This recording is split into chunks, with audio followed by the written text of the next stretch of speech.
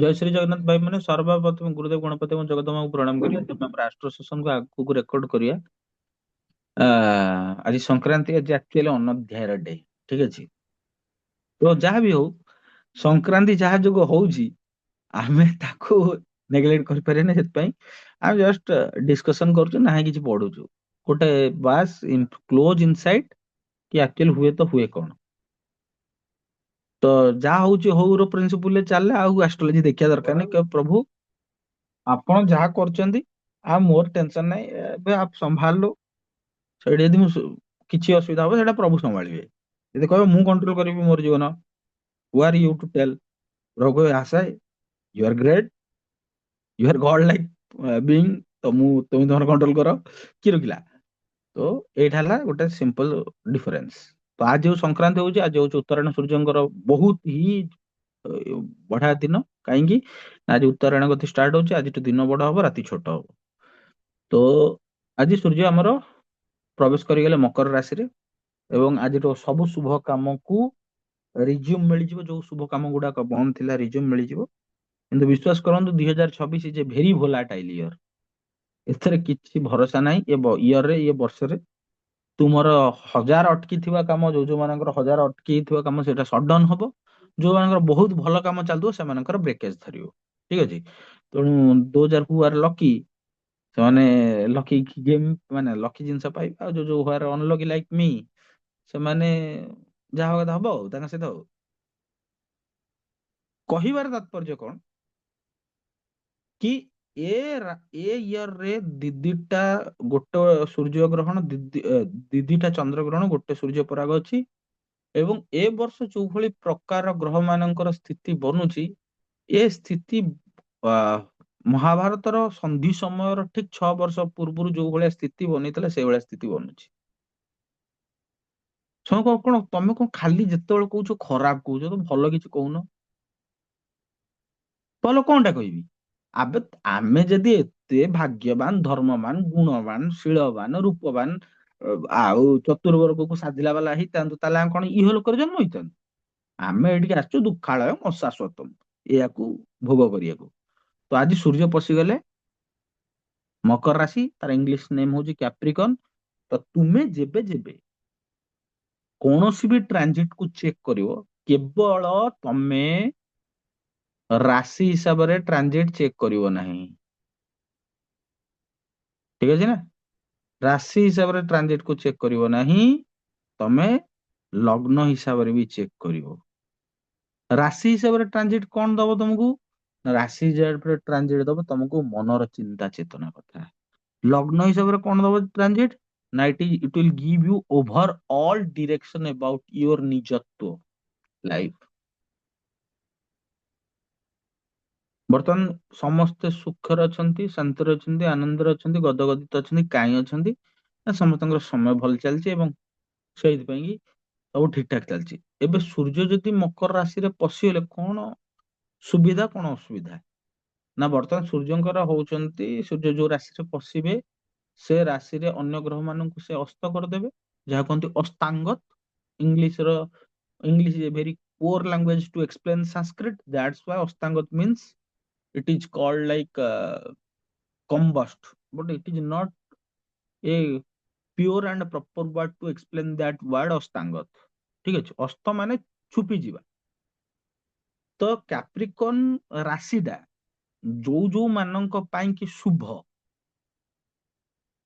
ଯୋଉ ଯୋଉ ଲଗ୍ନ ପାଇଁ ଶୁଭ, ସେଠି ସୂର୍ଯ୍ୟ ଗଲେ ଭାରି ମାନେ କିଛି ଗୋଟେ ଭଲ ରେଜଲ୍ଟ କରିବେ।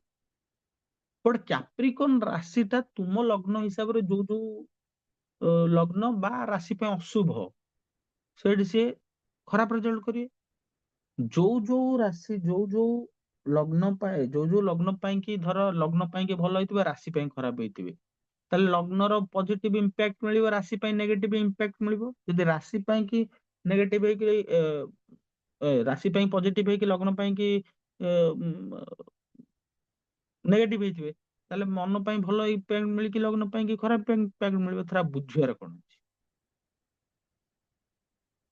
ତେଣୁ ଯେବେ ଯେବେ ଗ୍ରହ ପରିବର୍ତ୍ତିତ ହେବେ, ସେବେ ସେବେ ଆପଣଙ୍କୁ ନୂଆ ଚ୍ୟାଲେଞ୍ଜେସ ଆସିବ। ଏବଂ ସେ ନୂଆ ଚ୍ୟାଲେଞ୍ଜ ଆପଣଙ୍କୁ ଗୋଟେ ଜିନିଷ ଶିଖେଇବ ଏଇଆ ଯେ ଭାଇ, are you capable to pursue that thing? Are you capable to pursue the ନିଷ୍ଠା which you are previously pursuing? ଆପଣ ସେଟା କରିପାରୁଛନ୍ତି ତ? ଯଦି ନ କରିପାରୁଛନ୍ତି ତାହେଲେ ଜାଣନ୍ତୁ ଆପଣଙ୍କର କିଛି ଗୋଟେ ଗଡବଡ ହେଇଛି। କାରଣ ୱାନ୍ସ ରିଦିମ ଯଦି ବ୍ରେକ୍ ହେଲା ତାହେଲେ ସୂର୍ଯ୍ୟ ବିଗିଡି ଗଲେ। ଆଖି ବନ୍ଦ କରିକି କାହାର ସୂର୍ଯ୍ୟ ଭଲ ଅଛି ଖରାପ ଅଛି ଗୋଟେ କଥା କ୍ଲିୟରଲି ମନେ ରଖିବ, ତମର ନିଷ୍ଠା ଠିକ ଅଛି ତ ତାହେଲେ ତମ ସୂର୍ଯ୍ୟ ଠିକ ଅଛି। ତୁମର କୌଣସି ଗୋଟିଏ କାମରେ ଲାଗି ରହିବା, ଯେତେ ବୋରିଂ ଟାସ୍କ ହଉ, ସେଇଟା ତୁମେ ଡେ ଟୁ ଡେ ବେସିସ ରେ ପରଫର୍ମ କରୁଛ ତ ତାହେଲେ ତମ ସୂର୍ଯ୍ୟ ଠିକ ଅଛି। ତୁମେ ଡ୍ରେସ କପଡା ଚେଞ୍ଜ କଲା ଭଳିଆ ତମ ମନର ପରିସ୍ଥିତି ଘଟୁନି ତ ତାହେଲେ ତମର ସୂର୍ଯ୍ୟ ଠିକ ଅଛି। ତୁମେ ସେଇ ପର୍ଟିକୁଲାର ଜିନିଷ ପାଇଁ ଏତେ ଆମାଉଣ୍ଟରେ ଡେଡିକେଟେଡ ଅଛ ଯେ ତୁମେ ଗୋଟେ ସେକେଣ୍ଡ ଗୋଟେ ଜିନିଷକୁ ବ୍ରେକ୍ କରୁନ, ତାହେଲେ ତମେ ଜାଣିବ ଯେ ତମର ସୂର୍ଯ୍ୟ ଠିକ ଅଛି। ତୁମକୁ ଭଗବାନ ମହାଦେବ ଭଲ ଲାଗୁଛନ୍ତି ତ ତାହେଲେ ତମେ ଜାଣିବ ଯେ ସୂର୍ଯ୍ୟ ଠିକ ଅଛି। ସର୍ବପ୍ରଥମ କଥା ହେଲା, କଥା ଶୁଣିକି କୌଣସି ଜିନିଷକୁ ଇଣ୍ଟରପ୍ରେଟ କରିବ ନାହିଁ। ସେ ଲୋକଟା ବାସ୍ତବରେ ସେଟା କରୁଛି ତ ତାହେଲେ ତମର ସୂର୍ଯ୍ୟ ଠିକ ଅଛି। ତାପରେ କିଛି ଜିନିଷ ମୁଁ ଆପଣଙ୍କୁ ଏଇଟା ତିନିଟା ଜିନିଷ କହିବି। ତିନିଟା ଜିନିଷରୁ ସର୍ବପ୍ରଥମ ଇମ୍ପୋର୍ଟାଣ୍ଟ ଜିନିଷ ହେଲା ପ୍ରାରବ୍ଧ, ଯାହା ତମେ ନେଇକି ନାଇଛ। ଦ୍ଵିତୀୟ ହେଲା ଅ, ସମୟ ଯୋଉଟା ଚାଲିଛି, ପ୍ରିଭିଲିଂ ଟାଇମ। ତୃତୀୟ ହେଲା କର୍ମଫଳ। ଏଥିରୁ ବହୁତ କିଛି ତୁମେ ତୁମ ହିସାବରେ ମଡୁଲେଟ କରିପାରିବ, କାରଣ ପୁରୁଷାର୍ଥ ଅଛି ଆଉ ଗୁରୁ କିମ୍ବା ଜଗନ୍ନାଥଙ୍କର ଆଶୀର୍ବାଦ ଅଛି। ବଟ ଯଦି କୌଣସି ଲୋକ କହିବ ବାଟରେ କିଳା ଯାଉଛି ଆସେ, ମୁଁ ତୋ ପାଇଁ ଅପେକ୍ଷା କରିଛି, ସେ କହିବ I am happily coming to you, ସେଥିରେ ଆଉ କଣ କରିବାର ଅଛି? ମୁଁ ଏଟା ସୂର୍ଯ୍ୟର ଉତ୍ତରାୟଣରେ କଣ ପାଇଁ କହିଲି, let me very clear by myself, ଭାଇ if you are not so dedicated this year, ଏ ଇୟର ର ରାଜା ହଉଛି according to Parashara astrology Brihaspati, ଏ ଇୟର ର ରାଜା। ଏ ଇୟର ର ମନ୍ତ୍ରୀ ହଉଛି ମାର୍ସ। ତ ବୃହସ୍ପତିର କ୍ୟାରେକ୍ଟରିଷ୍ଟିକ୍ସ କଣ? ପଛେ ନିଜର ଲସ୍ ହେଇଯିବ, ସାମ୍ନା ବାରର ଲସ୍ ହବାକୁ ଦେବେନି। ଜନମଙ୍ଗଳ କାର୍ଯ୍ୟରେ ରେଟ ରହିବି। ଆରେ କହ ସାର୍ ଆପଣ ତ ସୂର୍ଯ୍ୟ ପଢୁଛନ୍ତି ବୃହସ୍ପତି ମଙ୍ଗଳ ଆଡେ କୁଆଡେ ପଡିଲେ? ମୁଁ କହିଲି ଆରେ ଶୁଣୁ ଶୁଣୁ କାହିଁକି ଏଗୁଡା କହୁଛି, ଏଇଥିପାଇଁ କି କହୁଛି କାରଣ ସୂର୍ଯ୍ୟ ସକଳ ଜଗତର ଚିରାଚର ଜଗତର ଆତ୍ମା। ହେଲେ ଆତ୍ମା ହେଲେ ମଧ୍ୟ ଆକର୍ଡିଂ ଟୁ ପରାଶର ଆଷ୍ଟ୍ରୋଲୋଜି ଯୋଉ ହୋରା ଲର୍ଡ, ସେ ଟାଇମରେ ପ୍ରିଭିଲିଂ ଟାଇମରେ ମୁଁ ଆପଣଙ୍କୁ ତିଥି ପଢେଇଲା ବେଳେ, ଯୋଉ ନକ୍ଷତ୍ର ପଢେଇଲା ବେଳେ ଏଟାକୁ କ୍ଲିୟରଲି କହିଛି ଯେ ଆପଣ ହୋରାଟାକୁ ପକ୍କା ଚେକ୍ କରିବେ। ଆପଣ ଭୁଲି ଯାଇଥିବେ ଯଦି ମୁଁ ଆଉଥରେ ରିମାଇଣ୍ଡ କରିଦଉଛି କି ଯୋଉ ହୋରା ଲର୍ଡ ଯେମିତି ଯୋଉଠି ଅପରେଟ କଲା, ସେଇଟା ପୁରା ସେ ଇୟର ଟାକୁ ଇଏ କରିବ। ତେଣୁ ତୁମେ ଯଦି ଡିସିପ୍ଲିନ, ସଚୋଟ, ଆକର୍ଡିଂ ଟୁ ପ୍ରକୃତି, ମାନେ ପରମା ପ୍ରକୃତି ଯୋଉ ହିସାବରେ ୟୁନିଭର୍ସ ଯୋଉଟା ତମକୁ ଡିମାଣ୍ଡ କରୁଛି, ଯଦି ନ ରହିଛ ତମ ମନ କହୁଛ ମୁଁ ତ ମୋର ତ କିଛି ଭୁଲ ନାହିଁ, ମୁଁ ମୋର ଠିକ ଅଛି, ତ ତମର ଠିକ ଅଛି, ଭଲ କଥା, ଆଉ କଣ ଅସୁବିଧା ଅଛି? କିନ୍ତୁ this year is the most volatile year as far ଆଜ ଟାଇମ ଇଜ କନସର୍ନ, କାରଣ ଗୁରୁ ଏଇ ବର୍ଷ ଅତିଚାରୀ ହେବାକୁ ଯାଉଛନ୍ତି। 2019ରେ ଗୁରୁ ଥର ଅତିଚାରୀ ହେଇଯାଇଥିଲେ ଯେ କୋଭିଡ ଆସିଯାଇଥିଲା। ଗୁରୁ ଅତିଚାରୀ ହବାର କଥା ହେଲା ଏଇଆ ଯେ ଗୁରୁ ୱିଦିନ ସର୍ଟ ସ୍ପାନ୍ ଅଫ ଟାଇମ ଗୋଟେ ରାଶିକୁ କ୍ରସ କରାଯିବ। କାରଣ ଗୁରୁ ମ୍ୟାକ୍ସ 13 ମାସରୁ 1.5 ବର୍ଷ ପର୍ଯ୍ୟନ୍ତ, 13 ମାସରୁ 18 ମାସ ଗୋଟେ ରାଶିକୁ ଟ୍ରାନଜିଟ କରନ୍ତି। ବଟ ଗୁରୁ ଏଇ ବର୍ଷ ଏଥରକ 2-3 ମାସ ଭିତରେ ଗୋଟେ ରାଶିକୁ ଉଡେଇକି ପଳେଇବେ, ଡେଇଁକି ପଳେଇବେ। ଦାଟ ଇଜ କଲ୍ଡ କର୍କଟ ରାଶି। ଠିକ ଅଛି ନା? ତ ମୁଁ ଏଇଟାକୁ ଅ, କାହିଁକି କହୁଛି, କାରଣ ସୂର୍ଯ୍ୟ କେବେ କୋଉଠି ଅତିଚାରୀ ହେଇନାହାନ୍ତି। ସୂର୍ଯ୍ୟ କେବେ ବି ଶୀଘ୍ର ଶୀଘ୍ର ପଳେଇ ଯାଇନାହାନ୍ତି। ସୂର୍ଯ୍ୟ କେବେ ବି ତାଙ୍କର ଯୋଉ ନିର୍ଦ୍ଦିଷ୍ଟ ପଥରୁ ବ୍ୟାକ୍ କରିନାହାନ୍ତି। ସୂର୍ଯ୍ୟକୁ ଡିସିସନ ନବା ପାଇଁ କି ଅସୁବିଧା ହୁଏନି। ସୂର୍ଯ୍ୟ କେବେ ତାର ନିଜେ ରିଦିମ ବ୍ରେକ୍ କରେନି। ଏବେ ମକର ରାଶି ପାଇଁ, ମକର ରାଶି ଏବଂ ମକର ଲଗ୍ନ ପାଇଁ ସୂର୍ଯ୍ୟ ଯଦି କାରକ ତାହେଲେ ଭଲ ରେଜଲ୍ଟ ଦେବେ। ଯଦି ମକର ରାଶି ଆଉ ମକର ଲଗ୍ନ, ମାନେ ତମେ ତମ ରାଶି ତମ ଲଗ୍ନ ଚେକ୍ କର, ତମର ଲଗ୍ନ ହିସାବରେ ତମର ସୂର୍ଯ୍ୟ ସାଙ୍ଗ କି ବନ୍ଧୁ?